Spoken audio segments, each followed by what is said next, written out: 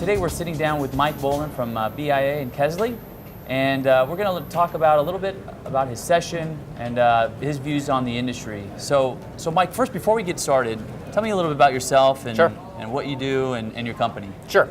So BIA Kesley, for those unfamiliar, is a market research and analyst firm. We focus on media and advertising, and mostly location-targeted media, which has been a category that's been around forever. You know, you have radio, newspapers, television, yellow pages, all the places that people are going to find local information, all the places advertisers are going to get in front of those users, and how is that really transforming? So over the last decade, that's meant a lot of search and social media, and more recently, my coverage area is mobile. So I focus in a lot on mobile, which has a lot of ties to that kind of local intent for people to find things when they're out and about, and what are the implications for app developers and advertisers getting in front of those users with the right messaging, and all that good stuff.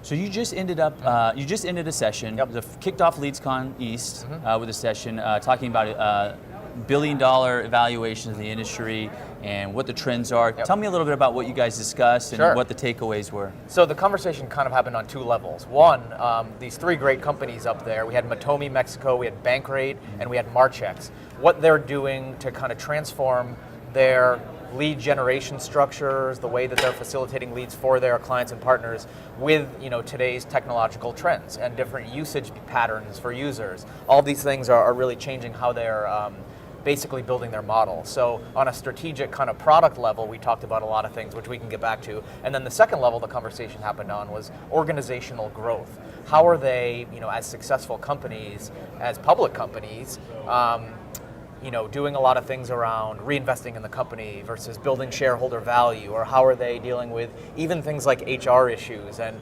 recruiting the right management teams and engineers and all that good stuff, and kind of managing all that growth as they're succeeding with this kind of rising tide of digital marketing and lead gen. So out of these three companies, were there, you know, specific things that rose to the top that they're doing to sort of stay in the front of the pack? I think so. I would point to Marchex because, you know, what they're doing is interesting. They are monetizing phone calls, and the other two panelists are actually working with Marchex to do that. So that was kind of an underlying theme.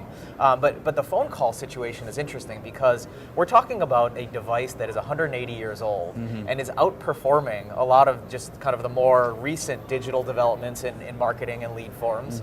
And that's because, you know, well, two trends I would focus in on. One being the smartphone. Right. Smartphone penetration is now at 72% of overall mobile devices in the US. And when you think about it, that's a device that fuses a search and discovery tool to a telephone. Yeah. So the ability to drive high intent leads to businesses when people are out and about, and the data shows that they are very much lower funnel, high intent users calling businesses wanting to transact. So that kind of technological and usage trend is there, but also on the advertiser side, there are a lot of high value categories of advertisers that want phone calls. They want the phone to ring. Finance, insurance, autos, these are all high value categories that are looking for phone calls.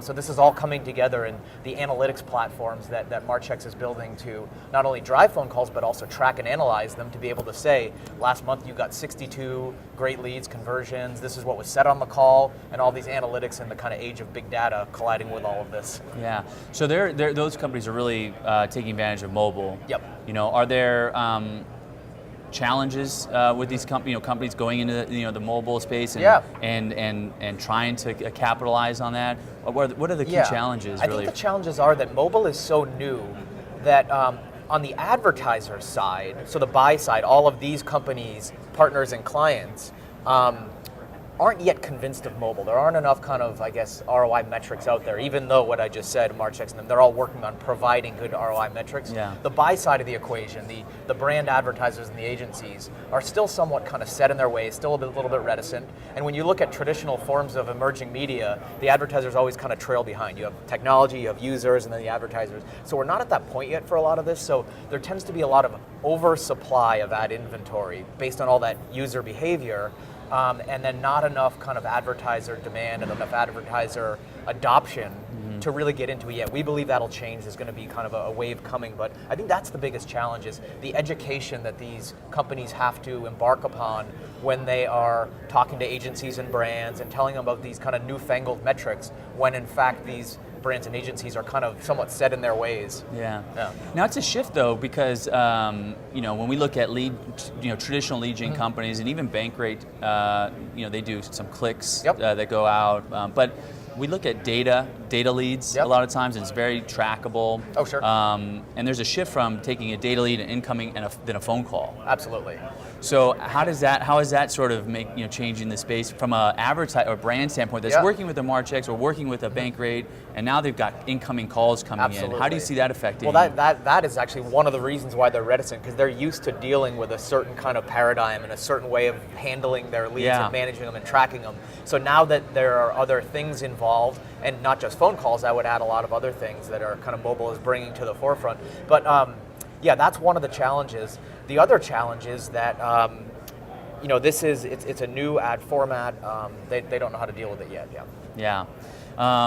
When you're looking at the lead gen ecosystem as a whole, what do you see in the next? Normally we'd say, what do you see in the industry in 5 years? But it's moving. That's so a lifetime. Quickly. Yeah, right. So a couple years from now, I mean, do you see this continuing to evolve? The mobile. What do you see companies that are getting valuations that are growing in the space? Where do you see them moving towards? Sure. Is it obviously mobile? Is it other things? Mobile's part of it. Yeah. But I think that we're going to see a massive revolution in mobile and retail shopping. The way that people are transacting at the point of sale. And to illustrate that, I'll give you a quick data point. There's so much attention being paid to e-commerce and m-commerce and ordering things over your devices to be shipped to your home. A lot of people don't realize that only accounts for about 7% of US retail. The rest, the vast majority, is all offline in physical stores. Right. So I think that the mobile device and even desktop search and engagement on the desktop are all driving towards people transacting offline.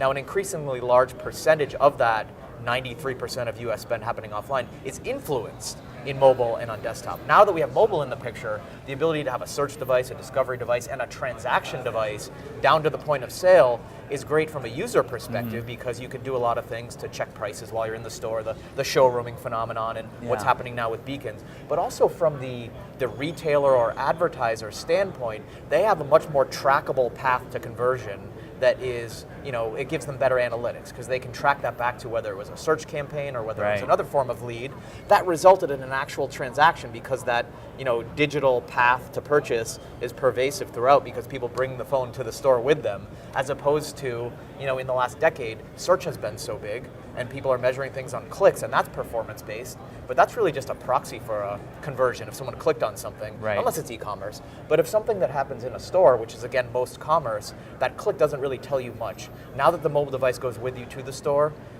facilitating transactions, searches within the store, the things happening now within store, beacons and stuff like that, I believe that that's the area where we're going to see just like a tidal wave of innovation take off over the next, from this day until 5 years from now, and all in between as well.